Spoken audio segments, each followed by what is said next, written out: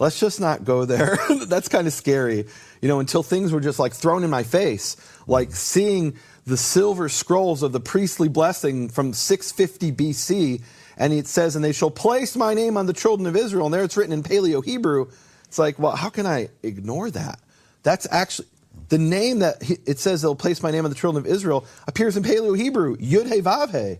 And at that phase, I wasn't necessarily thinking of how to pronounce it. That wasn't so much the issue, but that's the name, right? Yeah. Like, and that, you can't place ADONAI on the children of Israel and bless them. That's not what it says. Right. That's not what God instructed the sons of Aaron. It's placing the name. That's right, and there are no Yhvh. miracles that happen in that context. But placing his name, we've seen the miracles. You've seen miracles happen, people calling on the name. I think God can do miracles whenever he wants. And he doesn't, he doesn't need us to. Fair enough. So for me, what was significant is here we have the name in the manuscripts. It's not a theory. It's a fact that it's written as Yhvh. And at the time, I knew about it really up until a year ago. I knew about it in 4 manuscripts, and about a year ago I found the 5th manuscript. As we're speaking now, I know of the name in over 50 manuscripts. These early are Masoretic manuscripts of the Bible. Manuscripts of the Bible. As of today, 752 Bible manuscripts with the full vowels, written by the Jewish scribes. Hebrew is a language of consonants, no vowels, so it can be difficult to determine the true pronunciation of a Hebrew word when you see it on paper. And of course, no one wants to mispronounce something important like God's name, so pronouncing God's name was simply prohibited in Judaism for centuries. But recently, more and more ancient manuscripts are coming to light with markings that show us how to pronounce the words on the paper, including God's name. Just a few months ago, there were very few of these ancient manuscripts known to exist. But today, suddenly, there are more than 200 ancient manuscripts containing the true pronunciation of God's name. Is it just a coincidence, or is he trying to tell us something? I want to take you to a particular incident that is extremely important, an incident that wove our lives together in a way that I could not have expected. And we go back to the week of September 3rd of 2001. I was in Costa Rica. I had just finished up working on a project, and I was praying, and I heard the voice of the Almighty by the Spirit. I heard while praying, get a bag, pack it, get to America, and get all of your material, get everything out of America, get it down to Costa Rica immediately. So the next day I was on a plane, I flew up, I got all my materials out of America down to Costa Rica. As soon as I arrived, I went out to dinner with some friends, and I said, I feel such an urgency that there's something I need to do right now. I don't know what it is. And then Frank Hawks looked across the table and said, you need to go to Iceland. I said, that's it. I need to go to Iceland. Never thought of Iceland a day in my life. Here I am in a tropical paradise, Costa Rica, and the next thing is go to Iceland. Well, what I didn't know was going on that very week in Iceland is that the news media was playing over and over and over the words of the crazy man from Israel. That week, a man came from Israel and was on the news media that was broadcast all week long that the Muslims were about to do something so dramatic that would change the entire world. He was called a racist, a bigot, the crazy man from Israel, and at the end of the week, he got on a plane, but yet they kept playing that press release, him actually saying this on Icelandic television over and over and over, and at the end of the week, on Sunday, he got on a plane and went back to Israel. On Sunday, I was on a plane for Iceland. I arrived after spending the night in Baltimore, waiting for the next flight to get over there. I arrived and having no idea why I was there. I prayed with the people that picked me up, having never met them before. I said, I have no idea why I'm here. Will you pray with me? As we prayed outside of Inge's bed and breakfast there outside of Reykjavik, I knew that when I woke up, I would have the answer. A few hours later, slamming fist on the door. And that was when Inge opened the door, flung it open and said, something terrible has just happened in America. And I said, that is what I was waiting for. Not knowing what I was waiting for. Put on my house coat, walked in the other room, and I stood there and watched the second plane hit the World Trade Center. What I didn't know that was going on at that very time, which was in the middle of the afternoon in Israel, something profound that the Almighty was doing. Not only had the warning come from Israel to Iceland, in that day I was on national television. I was on national television all week long because I had a message to deliver, and I didn't know what it was until I got there. But I did not know that what was happening in Israel at that very hour, and would not find out for years, was something that would change my life and would have something major to do with what our program is today. Ladies and gentlemen, I'm going to let Nehemiah Gordon tell us the story of what happened on that afternoon in Israel, that morning in New York City. Nehemiah, tell the story. Thanks, Michael. So I was kind of minding my own business. I was working on my master's degree at the Hebrew University of Jerusalem back in 2001, and I had a little research position which was on something called the Hebrew University Bible Project. And what I would do is I would sit there in this office with no windows, and the walls were lined with books, thousands and thousands of books, and I would just sit there with my stack of photographs and a stack of printed pages, and my job was to proofread what's called the Aleppo Codex. That's the most accurate copy of the Bible in existence. It was written in the year 924, completed 924 in Tiberias by the master scribe Aaron ben Asher. And to this day, when they want to print a Bible in Hebrew, they base it on the Aleppo Codex. So my job was to make sure the printing they were doing at Hebrew University was perfect, matching the Aleppo Codex. It was very tedious. And you were like, well back in the line. You were proofing proofreaders who were proofing proofreaders. It had already been checked 3 times at least, or maybe I was a third. And coming along, it had been done already. Meaning by the time I got there, I'd sometimes sit there for 8 hours and checking every little minutia of jot and tittle, and it was perfect. So you're kind of going crazy because you're looking for the mistakes. That's my job, to find mistakes, and there are no mistakes. It's perfect. So I'm sitting there and I'm doing my job, and one of the things that at that point for years I had been praying, it was a prayer I had, which is I wanted to know how to pronounce the Father's name. As I went through my studies at Hebrew University of Jerusalem, one of the things I've been told is that we don't know the vowels of the Father's name, of the name Yhvh, VOWELS. We know the consonants, no question about the consonants. They appear 6,827 times in the Aleppo Codex, but we don't know how to pronounce that. Because in Hebrew, the vowels and the consonants are written as 2 different sets of symbols. The consonants are 22 consonants, letters, and then the vowels are a series of dots and dashes above and below and inside the letters. So my prayer was, Father, I want to call on your name. And I had read entire books with theories explaining, well, really it's pronounced Yahweh, and really it's pronounced Yehovah, and really it's pronounced, you name it. And each one had some really good arguments. But at the end of the day, I said, well, how do I know which one is the truth? What I really want, my prayer was to be able to see it, definitive evidence in the Word of God, in the Bible. Right? The Bible was preserved for us by these master scribes who were just very meticulous in their details.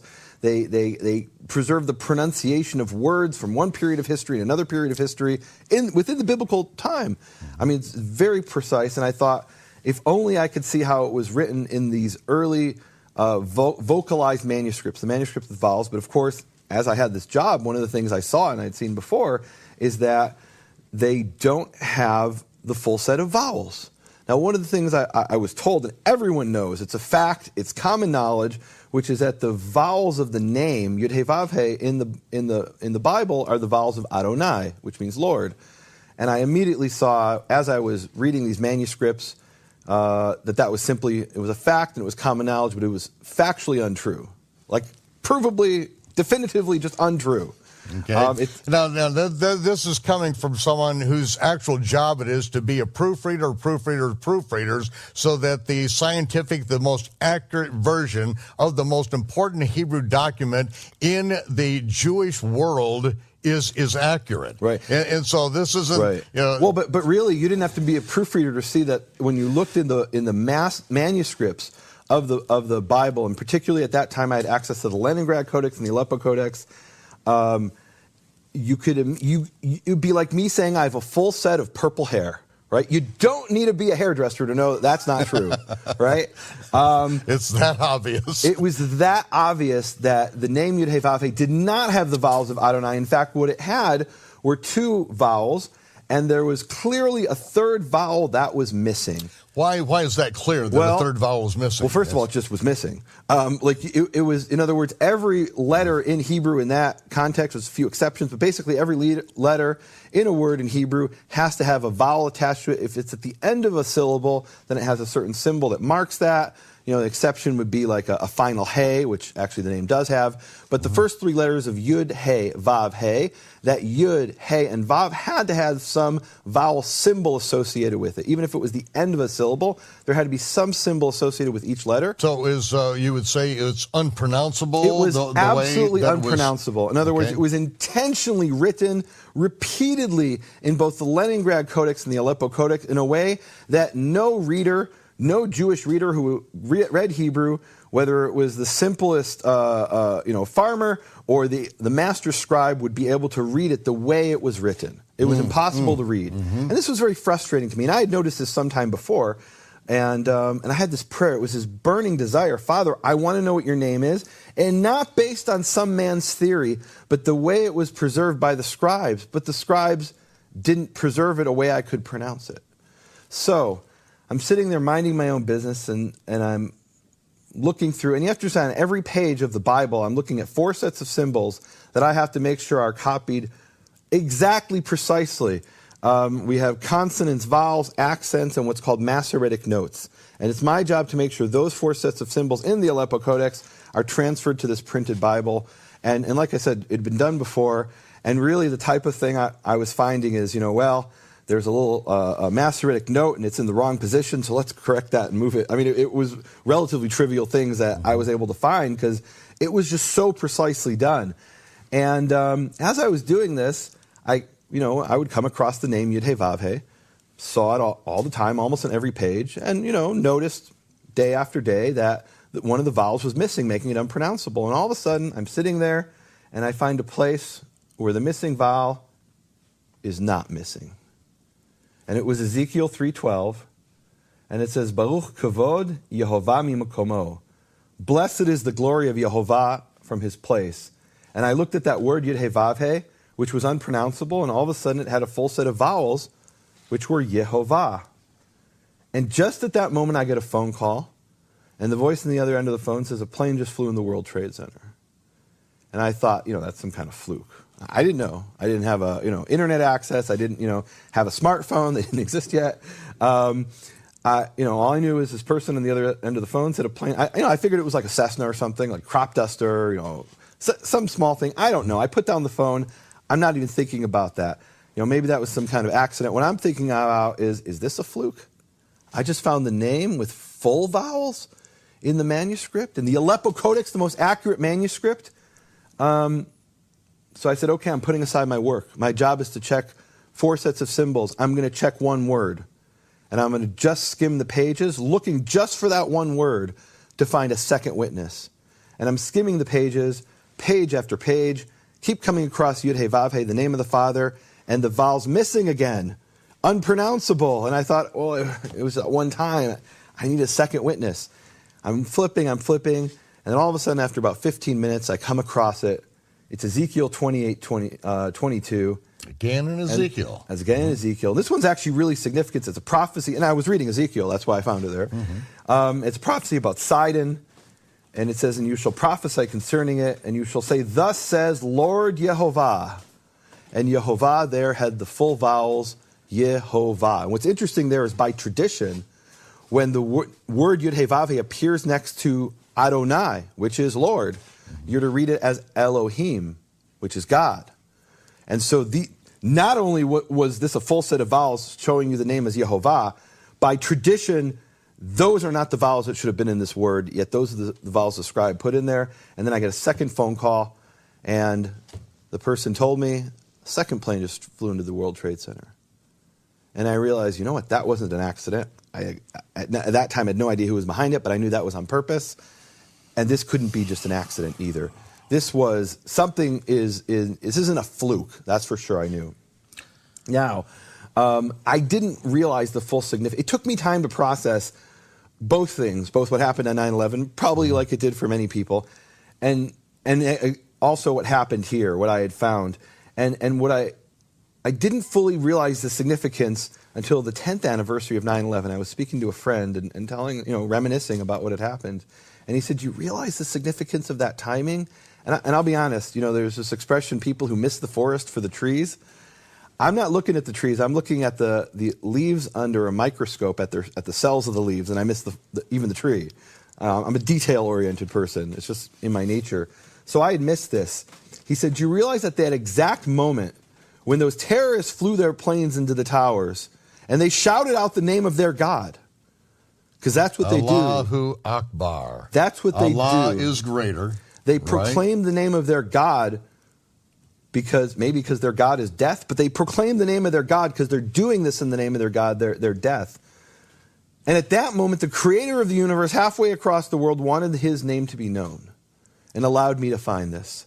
And I'm the one who found it and didn't realize the full significance of that. At that moment, they shouted out the name of their God and perpetrated these horrific acts. And at that very moment, thousands of miles away, this is when this was revealed to me, and I feel like this is God wanting this to be known. Now, there's a second witness to that. This isn't just about me. And the second witness is something that I heard about from my friend Keith Johnson, and I thought, no, that can't be true. But I went to Manhattan to see this for myself, and it's actually on the cover of the book. I went to Manhattan. I heard from Keith about this church.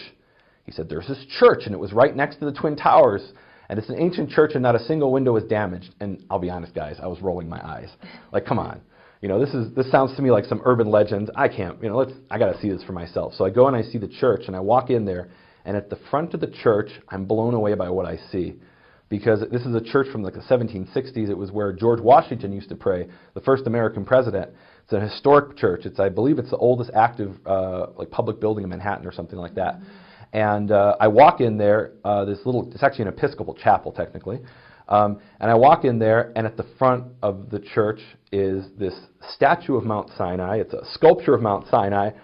And at the top of Mount Sinai is the name in Hebrew, Yhvh. And I'm walking in and I'm seeing this, and I'm like, wait a minute. I have this God experience up on Mount Sinai where the name Yah, the abbreviated poetic form of Yehovah's name, is placed on me, and I feel God's love for the first time as a father like I'd never felt before. And then here I'm seeing this other Mount Sinai, this sculpture, and at the top of it, in a church, is the name Yhvh. And then right above that, it appears a second time, two witnesses, a second witness. And that's actually what I put on the cover of my book, this Yhvh from the 9/11 chapel. And I looked into it, and it's confirmed not a single window was broken on that day. Now, this is very powerful to me for two reasons. There's a verse in Proverbs that says, the name of Yehovah is a strong tower. The righteous run into it and are safe. And this building, this steeple, this chapel, is a tower that people literally, I looked into it and found out that there were people who literally ran into it in that day when the other two towers across the street were collapsing, and they found refuge in this place. So I feel like this is a geographical manifestation of that verse in Proverbs. The name of Yehovah is a strong tower. The righteous run into it and are safe. And the other verse is in Exodus 23. Yehovah says, every place where I cause my name to be mentioned, that's what it says in the Hebrew, to be mentioned, there I will come and I will bless you. And the creator of the universe, the father of all mankind, the father of Jews and the father of Christians, came there and blessed us in that place. And to me, that's two witnesses from two verses, and it appears twice in there. This is a very powerful thing. I think Yehovah wanted his name to be known at that very moment when the other people wanted the name of their God to be known and connected with that horrific act that was done. And you have to understand, I really struggled with even sharing this because the tradition I come from, the Jewish tradition, really frowns on anything too spiritual. No, just the facts, ma'am, just the facts. Mm-hmm. In fact, I was sharing this at a conference a few years ago, and this old Jewish man comes up to me and says, why did you have to share the thing about the towers and the planes? Just show us what's in the manuscript.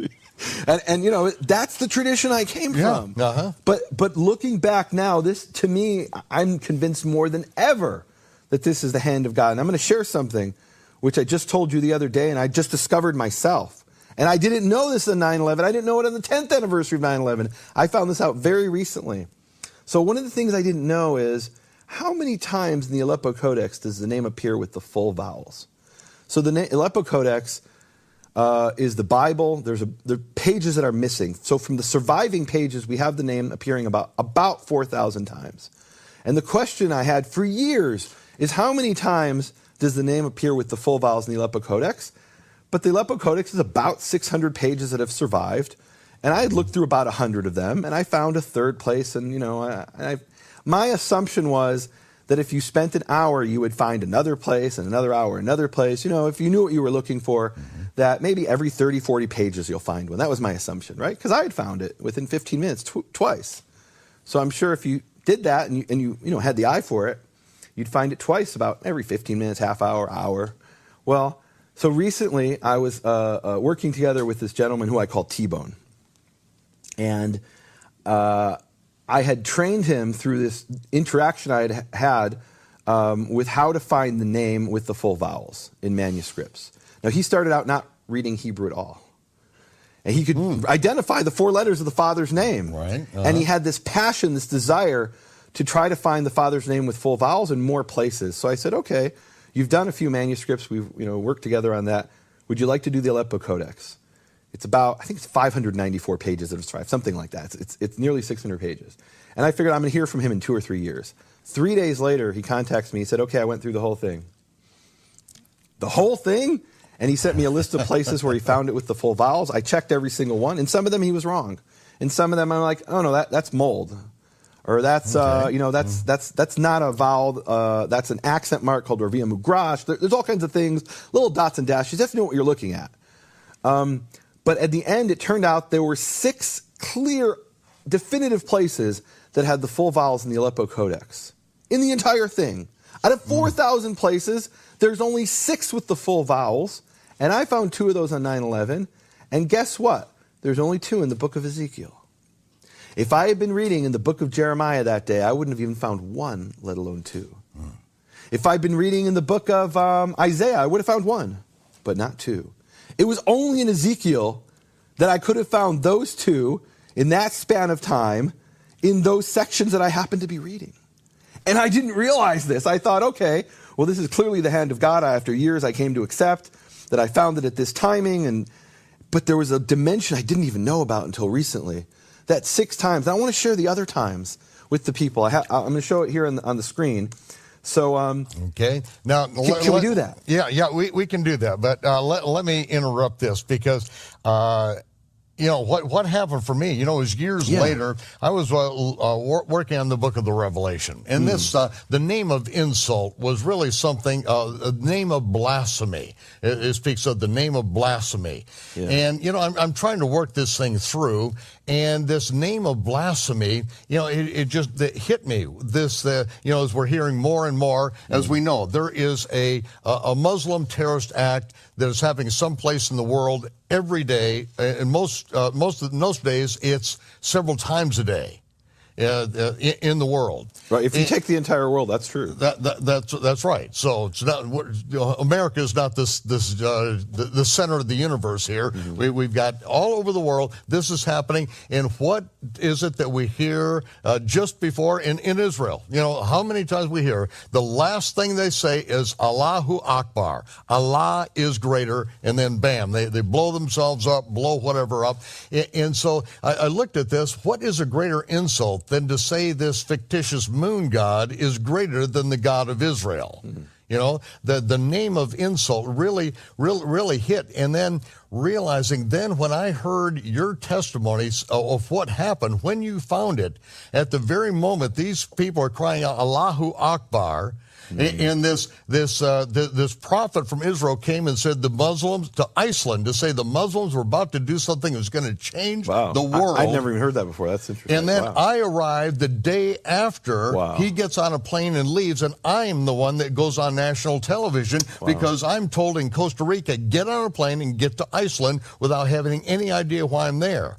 And so that very day that really changed the world, he is not going to let his name be unknown. You have been seeking it your whole life. You've been crying out to him. You want to know, and you're one of the few people that actually have the skill level.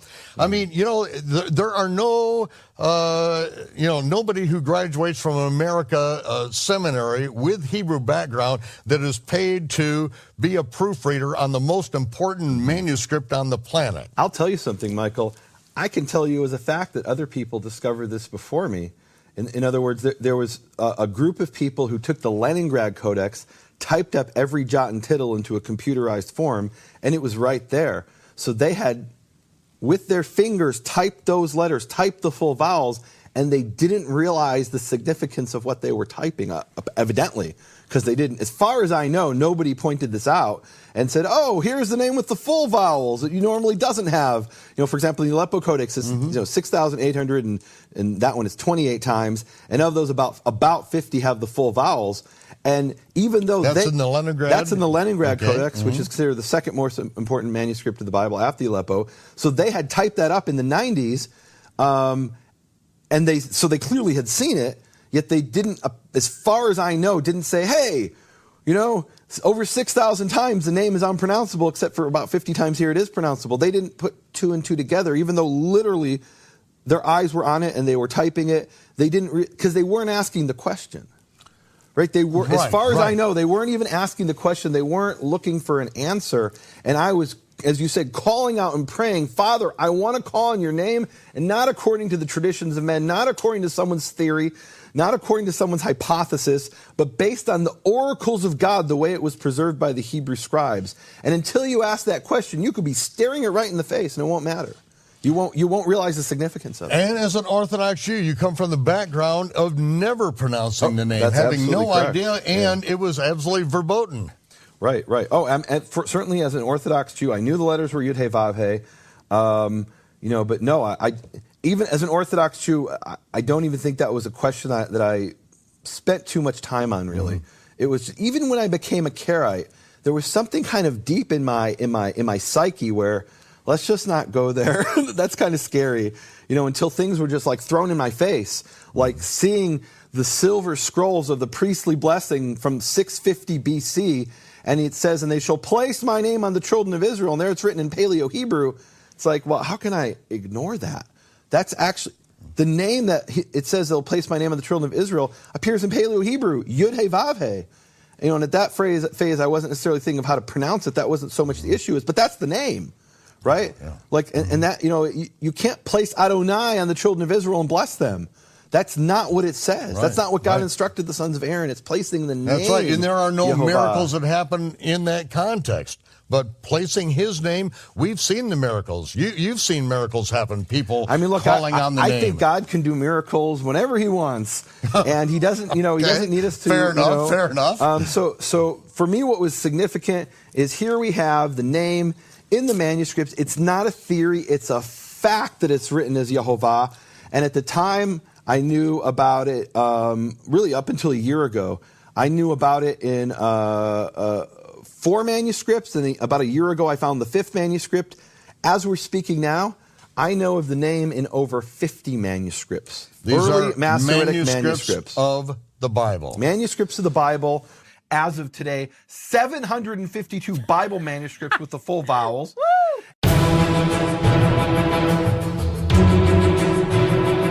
Yesterday, we found number 1,000 in the list of manuscripts that have the full vowels Yhvh. Written by the Jewish scribes, if you include later Masoretic manuscripts, it's far more than 50. I'm just looking at the earlier ones that have vowels. And can I share some of these? Because I don't want people to turn off the program here and say, well, we heard it's in the manuscripts. I want them to see it for themselves. So what I didn't know until recently, until this gentleman T-Bone helped me out and went through the entire Aleppo Codex line by line, and he found in 1 Kings 8:11, it also has the full vowels. And there, I love what it says there. It says, Ki maleh kivod Yhvh et beit Yhvh. For the glory of Yehovah fills the house of Yehovah. Now the second time it says Yhvh, it doesn't have the full vowels. It's unpronounceable technically. But the first time it does. And what happened was you had these scribes and they were copying letter by letter and then they put in the vowels and they knew they had to leave out one of the vowels to prevent people from speaking it. There was a group of movement of Karaite Jews specifically at that time in Eastern Persia who, unlike all other rabbinical and Karaite Jews, said, this one particular faction said, we must speak the name. So these scribes, when they copied it, said, well, we're not going to enable them. We're going to leave out one of the vowels to prevent them from pronouncing it, and even preventing an innocent person who maybe doesn't know about the ban on the name or forgets from accidentally pronouncing the name. So you come across it most places, it's unpronounceable, but here's one of the 6 places in the Aleppo Codex where it's definitively has the full vowels, Yehovah. I want to show you first the 7 places in the Aleppo Codex where we currently know that the name has the full vowels. Now, I've talked before about how there were 6 places. Well, we found a 7th, and I'm actually going to start with the 7th because it is the first in the order of the books of the Bible. It's the Aleppo Codex 1 Samuel 15:1, and it's on folio 44V. And I'm giving the folio here that you can go and look for yourself. I want you to go look these up. You can look these up on aleppocodex.org, and you can download the full set of images from archive.org. The reason we missed this is because there's dirt. There's some kind of stain on the manuscript. So here we have Yehovah with the full vowels. And bear in mind, most places it does not have the full vowels, and the name is unpronounceable according to the rules of the Hebrew language. What's really cool is what verse this is in 1 Samuel 15:1. It's Samuel speaking to Saul when he's about to anoint him as the first king of Israel. Vayomer Shmuel el Shaul, and Samuel said to Shaul, Oti shalach Yehovah limshachacha lemelech alamo al Yisrael. Yehovah has sent me to anoint you, to Messiah you, to Mashach you, as king over his people, over Israel. So the first king of Israel anointed with oil is Saul, and it's in this verse, and in this place, Aharon ben Asher, the scribe who transcribed the Aleppo Codex, he accidentally put in the full vowels. And I say accidentally because in most places he didn't put it in. We'll see that a little bit more in a few minutes. Here's another one, 2 Kings 20, verse 9. And I love this. And this is actually it's kind of like one of those crossover episodes where like Batman shows up in Superman. So this is Isaiah in the Book of Kings. Right? It's like, what is Isaiah doing in the Book of Kings? It's like where Batman shows up in the Superman movie. Vayomer Yeshayahu zeh lecha ha'ot. And Isaiah says, this is for you the sign. Me'et Yehovah, from Yehovah. And there Yehovah has the full vowels. And I have to wonder, as the scribe is copying this and he knows he needs to leave out the vowels so those troublemaker Karaites don't pronounce it or other people don't pronounce it, and something in him puts that dot in there. And it's beautiful. It's amazing. Now, I've had people say, well, okay, that's just 2 manuscripts, the Leningrad and the Aleppo. Well, I've found it in over 50 manuscripts, and I'm going to jump ahead and share some of the other ones with the people. So the 6 most important manuscripts of the Bible, indisputably, when they print a Bible, they base it in the Aleppo Codex, but the Aleppo Codex has missing pages, so they compare it with 5 other Bibles. The Leningrad Codex, something called the British Library, or 4445, Cairo Codex of the Prophets, Damascus Crown, and Sassoon 1053. Those are the 6 key manuscripts of the Bible with vowels. They're all from the 9th and 10th century. The earliest one is the Cairo Codex of the Prophets from 895. The latest one is the Leningrad Codex, which is actually from 1008. It's the latest one of the group. And all 6 of them have the full vowels. Here it is in the Leningrad Codex, Leviticus 25:17. And I love the verse once again. Ki ani Yehovah Elohechem, for I am Yehovah your God, and you can't miss it. It has the full vowels. It says Yehovah. That's a fact. It's not an opinion. It's not a theory. It's not something someone had in a vision, and you know what? Maybe people have had visions. I've had people, write to me and say, well, but God personally told me his name is Yahuwashi. I can't argue with what God personally told you. Here it is in the manuscripts, the oracles of God. Or 4445 in the British Library, Leviticus 22:9, it says, Ani Yehovah Mekadsham, I am Yehovah who sanctifies them. And indisputably there it's the full vowels. Cairo Codex of the Prophets, Ezekiel 7:14, again in Ezekiel, he says, Vidatem ki ani Yehovah, and you shall know that I am Yehovah. And I love this one in Damascus Crown, it's the Shema. in Deuteronomy 6:4. It's when they asked Yeshua, what's the most important commandment? And in the version, I believe, in Mark, he says, Hear, O Israel, the Lord our God, the Lord is one. You shall love the Lord your God with all your heart. And here it says, Shema Yisrael, Yehovah Eloheinu, Yehovah Echad, Ve'ahavta et Yehovah Elohecha b'chol levavecha. And 3 times in a row, Yehovah has the full vowels. Incredible. Beautiful. Now, I could go through everyone. Here's a Sassoon 1053. I don't have time to go through all the manuscripts. I want to bring the highlights.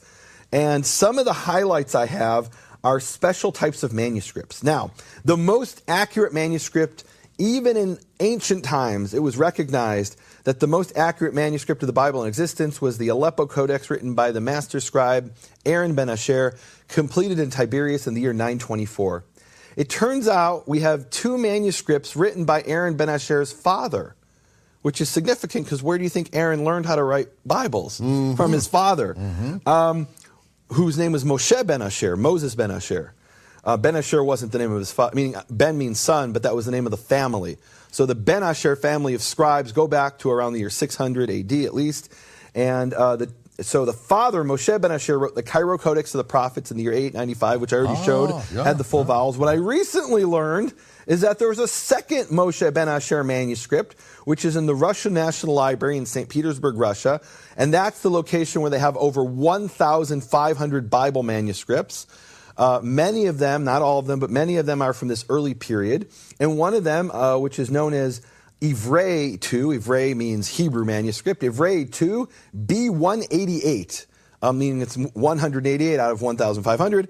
And that is from the year 908, also written by Moshe ben Asher, and it also has the full vowels. Now, what's really, really cool, Michael, is for years, I mean, since the 90s, when I was studying biblical, actually even in the 80s, back when I was in high school and I was studying about the Bible, and I wanted to know, where did our Bible come from? And I would read about the Ben Asher family back then in the 80s. I would sneak out of high school and go down to downtown Chicago to the Scribes College of Judaica and read these books about where we got our Bible. And it came from the Ben Asher family of scribes in Tiberias between around the year 600 and 1000. And the greatest of them was Ben Asher and his father Moshe ben Asher, and there were other ones. And I had read even back then in the 80s that there was a rival family of scribe called the Ben Naphtali family. So you had Ben Asher and Ben Naphtali. But Ben Naphtali, we don't have their manuscripts anymore. We only have Ben Asher. That's what I knew back from the 80s. That's what I knew even 6 months ago. And as I was researching this topic, and I want to back up, I shared in a previous episode about how I found 10 rabbis who say the name is Yehovah. And when I found that a few months ago, I decided I have 10 rabbis, but only at that time 5 manuscripts of the Bible with the full vowels. I said, I need to find 10 manuscripts of the Bible. And I thought, how will I do this? It's been 16 years since I discovered this. And in 16 years, I only knew about 5 manuscripts. And now I want to double that to 10? And what I didn't know is at the time I was doing this, there's a worldwide concerted effort to digitize all Hebrew manuscripts. So I was able to look at manuscripts that just a year ago I wouldn't have been able to see. And as I was delving through these manuscripts, I found 2 Ben Naphtali manuscripts. The rival family of scribes to Ben Asher. And you have to understand... And these didn't exist as far as the scholar world was concerned. They existed. I just didn't know about them, and maybe 2 or 3 people in the world knew about them. But if you could read the manual of Masoretic studies, and it will tell you they don't exist. What it will tell you is we have a list of what's called the differences between Ben Asher and Ben Naphtali. And so we know, for example, and I know this sounds very technical, but for example, when you have in the Bible the word to Israel, so in Ben Asher it will say Le Yisrael, and in Ben Naphtali it will write L'Israel. It's a contraction, like you say in English cannot and can't, right? So and those are some of the identifying characteristics of Ben Naphtali. And as far as I knew, that was just we only had the list of telling us the differences. And you can read the manuals on Masoretic studies, and it'll tell you, yeah, we don't have that anymore. Turns out 2 of the manuscripts have been identified that are Ben Naphtali manuscripts definitively. One of them is, again, from the Russian National Library. This one is Yhvh 2 B5. and the other one associated with Ben Naphtali is Yhvh 2 B63. And both of those are Ben Naphtali manuscripts, and both of them have the full vowels, Yehovah. So it's not only the Ben Asher family of scribes, it's their rivals who also knew that the name was Yehovah and occasionally put that in their manuscripts. They also were part of this, what I call the conspiracy of silence. They didn't want the Jewish multitude speaking this name. But in their head, they knew it. And as they copied, every once in a while, they put in those full vowels and show you it's Yehovah. And I got to say that, if it was a random dot, then you would have some places it would say Yhvh. And other places it would say Yehuvah.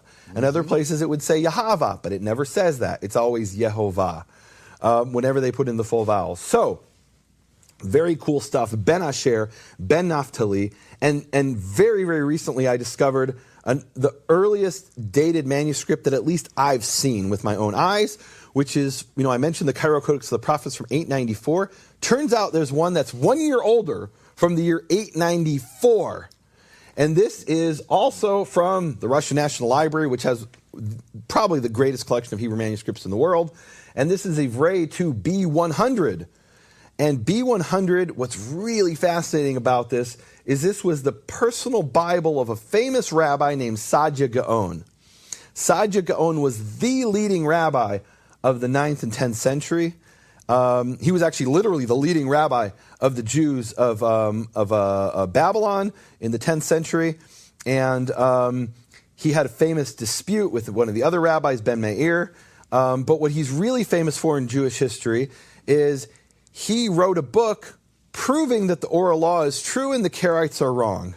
So he's known as the bane of the Karaites, the one who came up and stood up to the Karaites and theologically slaughtered them and defended rabbinical Judaism against those Karaites who were denying the oral law. That's what, say Saadia Gaon to any Orthodox Jew, and he'll say, oh yeah, the guy who refuted the Karaites. That's what he's known for.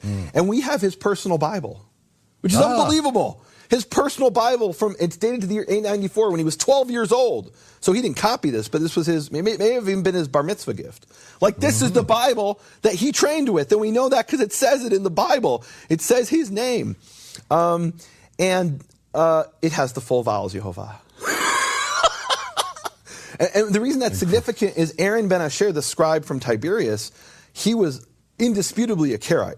We know 100%. There's a question of whether his father was. His father may have been a rabbinite. We don't know for sure. But there's no question Aaron ben Asher that wrote the Aleppo Codex was a Karaite. The Cairo Codex of the Prophets is in the Karaite synagogue in Cairo today. I mean, that even to this day, that's where it is. And so the great opponent of the Karaite, his Bible also has Yehovah. So this isn't just some crazy Karaite thing. This is both Karaite scribes and the leading rabbinical leader of the 9th and 10th century has it in his Bible. So, I mean, these are two completely different witnesses that you can't argue, well, they were colluding to create some kind of lie. If one of them would have changed the Bible and written something that the other knew not to be true, he would have been called out on it. And they would have said, can you believe those Karaites? They changed the Bible and made it Yehovah, and really it's Yhvh. But we don't find that. To find that, you'll have to go to Facebook. That doesn't exist in any Jewish sources. So we've got Ben Asher, Ben Naphtali, Saadia Gaon, and we have right now I'm looking at a list here, and I'm going to scroll. I'm going to show this list to the people here.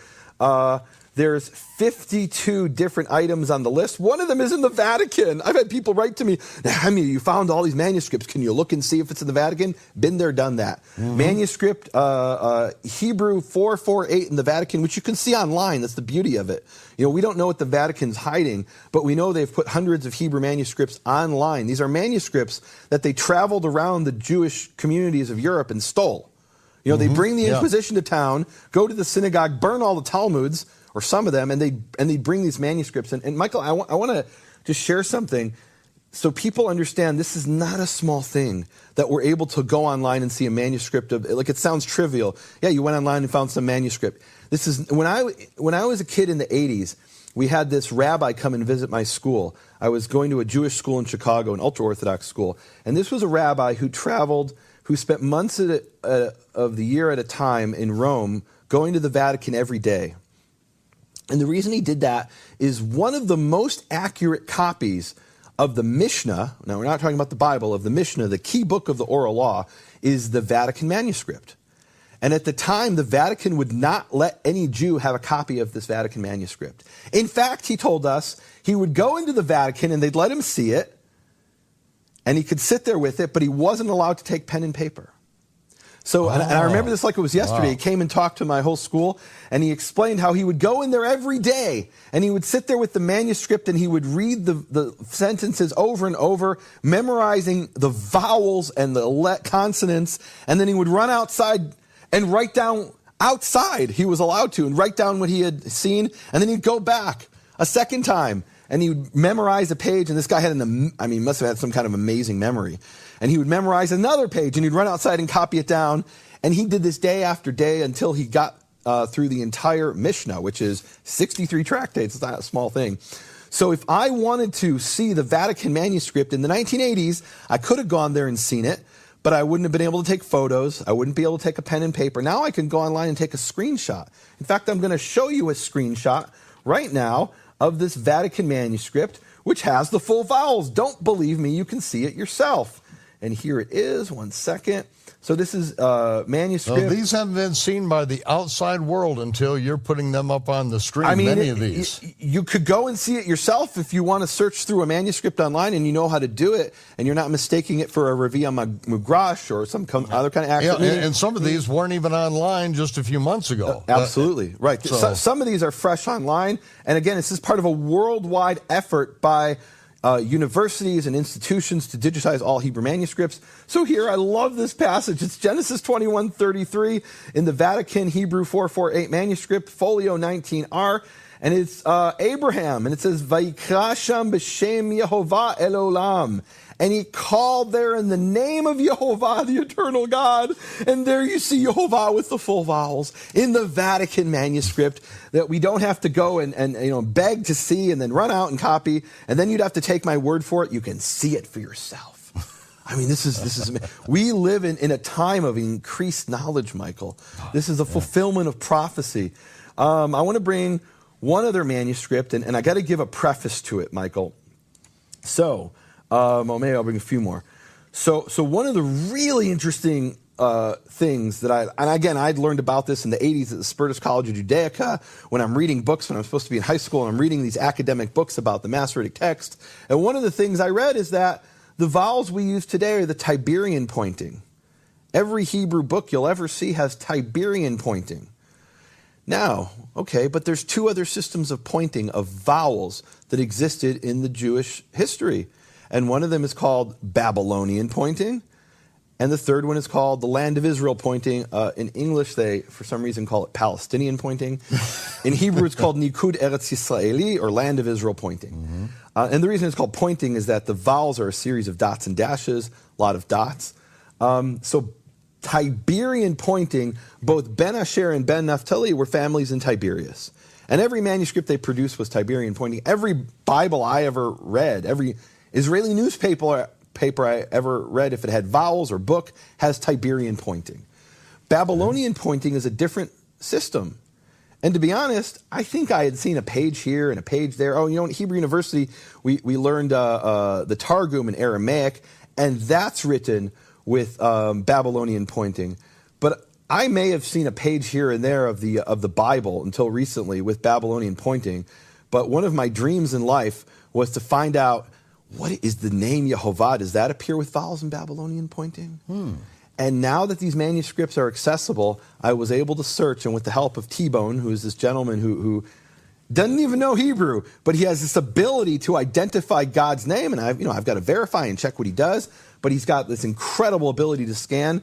So together we found in a manuscript in London in the British Library, Oriental 1473, that's the designation of the manuscript, or 1473.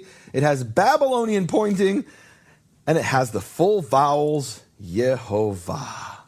And let me show it to the people here. I mean, it's breathtaking that you have this not only in the Tiberian system from Karaites and rabbinical Jews, Ben Asher and Ben Naphtali, you have it in the Babylonian pointing. And you have to understand, Michael, the Babylonian pointing isn't just a different set of symbols. It's not just a different font. The Babylonian pointing represents a different dialect of Hebrew. And what do I mean by that? So the name Moses in Hebrew is Moshe, but that's in Tiberian Hebrew.